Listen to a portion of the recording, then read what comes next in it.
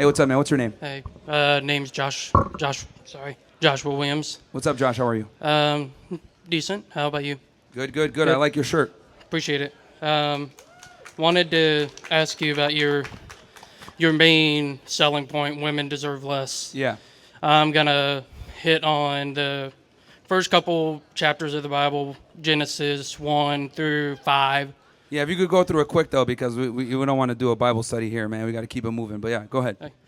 I personally believe that that the Bible is the center point of all life because it is God's divine word, and that the shirt only Jesus, when you focus on Jesus and you have Jesus centered on everything, not necessarily Jesus first, but Jesus centered, everything is going to change. Your whole life is going to change. Your whole ideology is going to change everything. Mm-hmm. So I want to focus on Jesus' creation, his perfect creation, when he created male and female. When you see all of his other creation, he says that he saw that the day and night he saw good. He saw it well. But when he talks about creation, man and female, he says it is very good.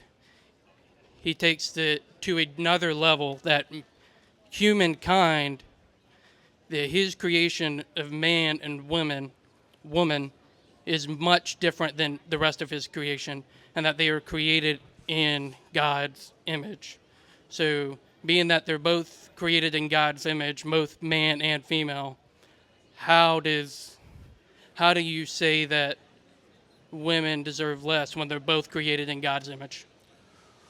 Well, when I say that, I mean as in the man needs to be the leader, right? And the Bible obviously talks about this too, right? It goes God, man, then woman.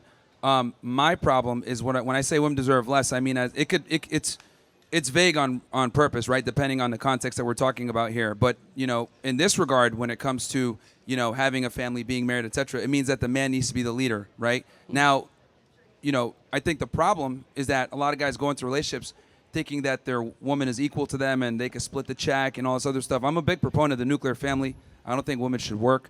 I think men should be bearing that burden. But the problem is that we have this egalitarian mindset where we're telling men to treat their women as equals, and that's just not how it goes. I'm a big proponent. If you have the if you have the responsibility of taking care of her, you should also have the authority over her to tell her what to do. Okay. Because let's be honest here, all the Abrahamic religions know that when you leave a woman to their own devices, they fuck up. Mm-hmm.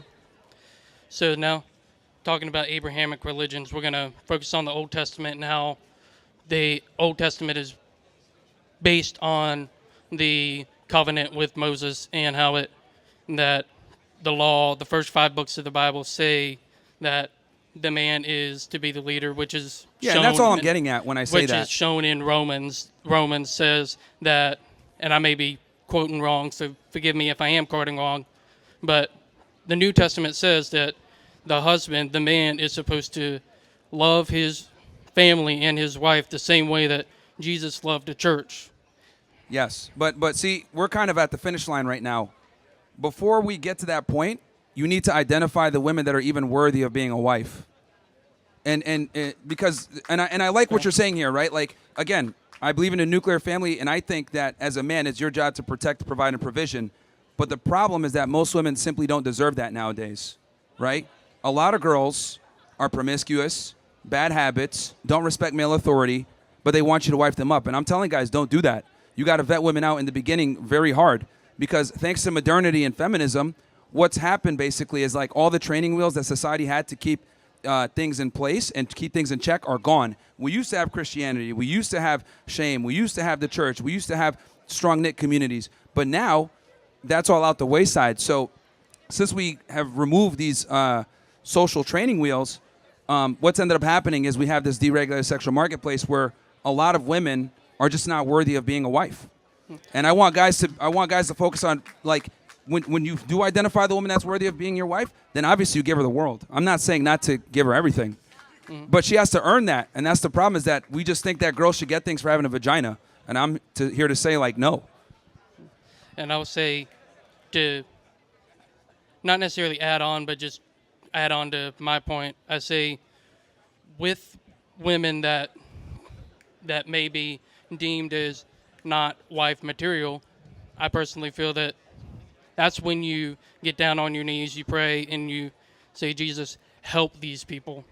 That Yeah, you could pray for them. It's just the same way that when Jesus died on the cross, he said, Father, forgive them. They don't know what they're doing. Yeah, look, you could pray for them, but my thing is, let's be honest here, man.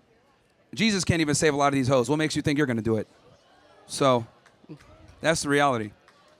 I just feel like I never want to lose hope on humanity, because once you lose hope in humanity, that's when things start going. Pray for them, but what I'm saying is you down. don't have to invite that to your house to destroy your household. Pray for her, but like don't let her. Look, one of the worst things a man can do, and this is going to be taboo, but I'm going to say it. One of the worst things you could do is wife up a whore.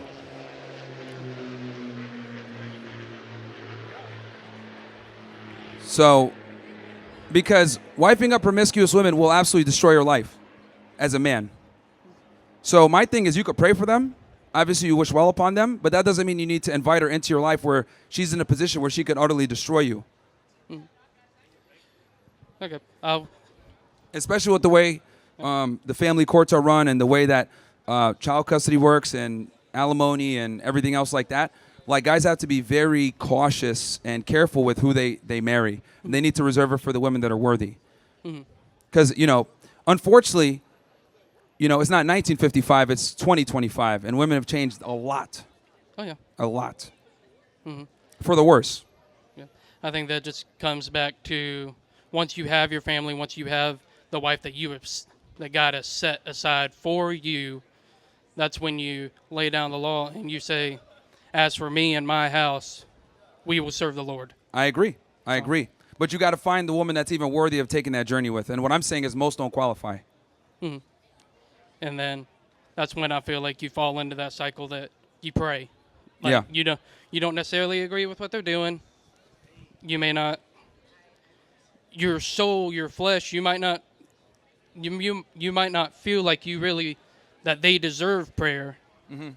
But when you are focused on God and you focus on Jesus, Jesus will lead you to pray for these people. And okay. It may not change, but when you hold out hope and you pray, you change as a person, and people around you see that.